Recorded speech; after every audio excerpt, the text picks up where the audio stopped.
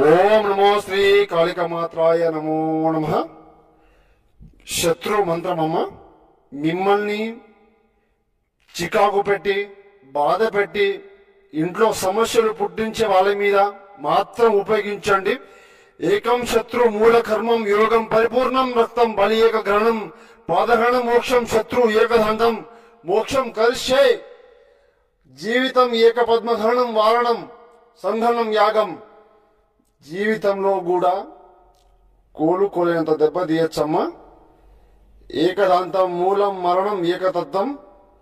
ఇంట్లో సమస్యలు చికాకు శత్రు సమస్యలు ఏకధాటి ఉన్నా కూడా సంపూర్ణ విముక్తమ్మా.